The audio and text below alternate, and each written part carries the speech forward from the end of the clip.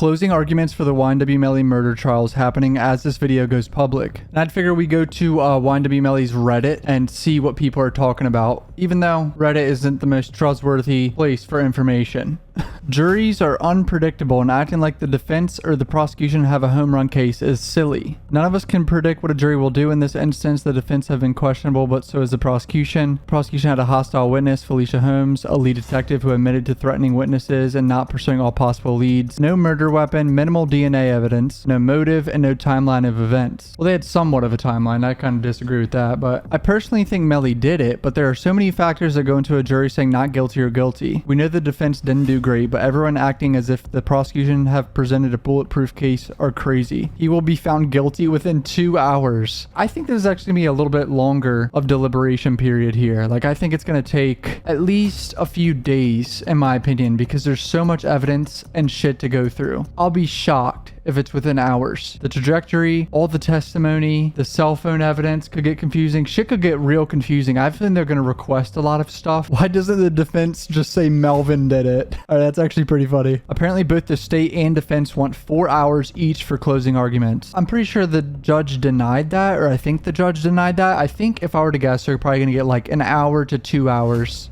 each. If Melly got out the stage to drive by, was there no blood on the road? He would have been covered in blood. And why would they not check cameras to identify Fredo's car and subpoena it to check for blood and Melly's DNA there too? I can't speak on the blood being on the road and stuff, but I do agree on the fact that this was a lazy investigation and it may be the state's downfall, not following up with witness testimony, strong arming witnesses, the moments of non-professionalism. If he wins, it'll be on that technicality, and not to mention they made it so easy for an appeal. He would have been covered in blood, not dripping in blood, not enough for it to be all over the street, but you were right about the car. They def should have did that. I don't think they had enough proof to subpoena Fredo Bang's car. There's no way. I'm only guessing Fredo had no link to the murder, so I guess they didn't really have any basis to check his car. Yeah, exactly. Are we really gonna act like Davis wasn't paid by Track to go up there and say that shit? Bro even tried to say that everyone uses each other's phones. We know that's complete cap. In my opinion, you have to be a complete idiot to believe that guy's telling the truth. Bro started off by saying he was high, drunk, sleep, before he even started saying he saw Melly and this and that. Basically gave himself out when the prosecutor pressed him about it, and then he would say, well, I really don't remember, it was 5 years ago, but shit, you remember when you got out the car first? Y'all stop him, Melly having the keys, Melly going to bedroom, Melly's clothes.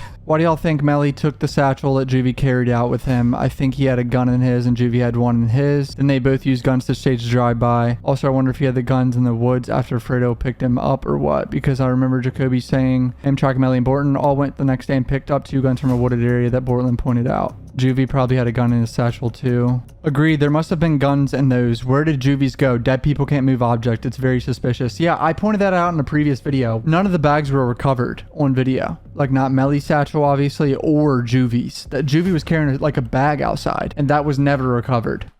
It was never seen again. What the f***?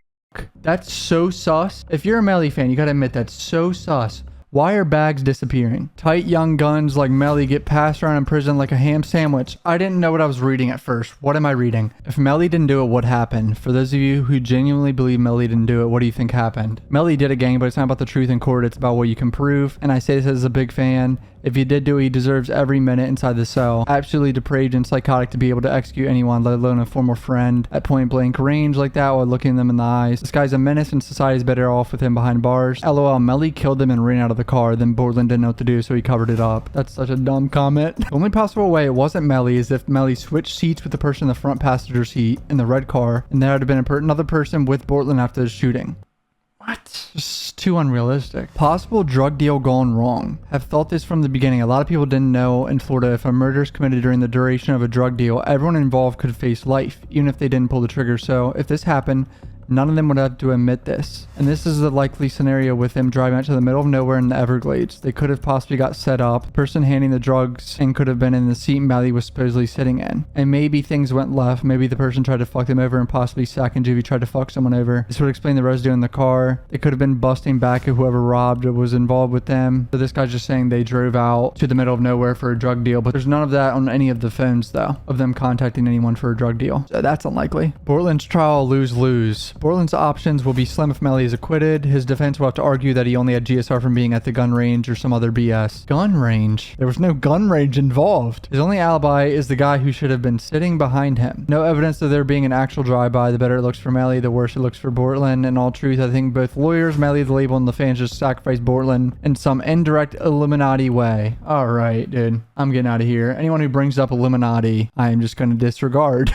Why and how would Melly switch cars? Yeah, the switching of the cars makes no sense. I've been in situations where I'm with a group of friends and we're in two different cars. Have we ever pulled over on the side of the road in the middle of nowhere and switched cars? No. Like, that just doesn't happen. Ever. Think about it. If Melly wanted to ride in the other car, why didn't he jump in the other car at the beginning? Why did he ride the other car at first and switch? Secondly, how did he communicate that he wanted to switch? He's in a different car to others. He can't just mention he wants to switch only to his car. He's got to mention to the other car that he wants to get in the other car. There wasn't any text from Melly's phone to indicate that he wanted to switch cars. There's no evidence that anyone's phone in Melly's car communicated with the other car to switch to Melly. No calls or text, nothing. So how did the other car know Melly wanted to switch cars and join them? Hit the nail on the head right there. I was really surprised that Adrian Davis said that they pulled over and Melly got in their car, because that made no fucking sense to me. Hate to say it, but that just doesn't make sense. With Melly's pen drop at 4:46 in the morning, his phone being tracked walking a lot too. I know I showed that you can jiggle your phone and it does steps, but let's be honest, that phone was walking around, dude. Felisa Holmes, Melly's girlfriend's mother, said she saw him on FaceTime. So how did she see him on FaceTime if he lost his phone? Someone's lying. Melly is coming home, and it's a tweet of Bryson Paul saying that Melly switched cars. Okay, so if this is true, then who got in the back seat? The forensics show that someone was sitting in the rear driver's seat based on that blowback. Yeah, the blowback blood too. That shit showed that someone was sitting back there. You know what I'm saying? Like, someone was sitting there. Who was it then? If not Melly, then who? Jury doesn't have to believe him. I'm 50-50 on whether or not they convict is basically Davis's word versus Glass, and none of the evidence seems to support his testimony. I feel like it is 50-50 as well. Fuck, there's a lot that points right at Melly, man. Does nobody remember Trayvon Glass? His testimony was that Melly did not come home with them in the same damn cars the guy was in.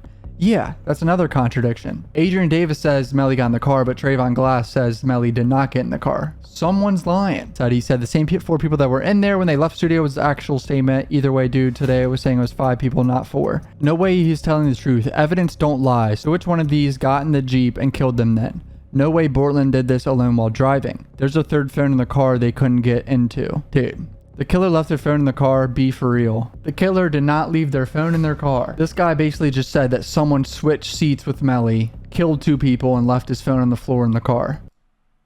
You have to be the dumbest fucking person on planet Earth to do that. This is actually a big comment right here. They already said the blood splatter on the back of Borland's shirt proves he was not the shooter. Blood splatter does not lie. I mean, look at the TV show Dexter. But that shit tells a story. Bort, Sack, and Juvie could have been a drug deal gone bad. Dude got in the back seat and tried to rob them and kill Sack and Juvie. I just think this drug deal thing is just so stupid because that's not on anyone's phones, bro. Messages of a drug deal at 3 a.m. They bought it earlier in the day, but not at 3 a.m. or 4 a.m. when they left the studio. It just makes no sense for them to buy weed at 3 or 4 in the morning when they were all falling asleep apparently in the studio. Honestly, I think he would be found guilty after hearing all the evidence. However, there will be strong grounds for an appeal based on the following issues. Defense's standing objections. Trayvon Glass was allowed to testify despite having previously watched the trial online. Prosecution mishandled Felisa Holmes and probably tainted the jury. The judge left in evidence that should have been kept out. Text messages, cell tower evidence. Keep in mind that during deliberations, the jury can and will review all evidence and will likely come to the conclusion that the last witness lied.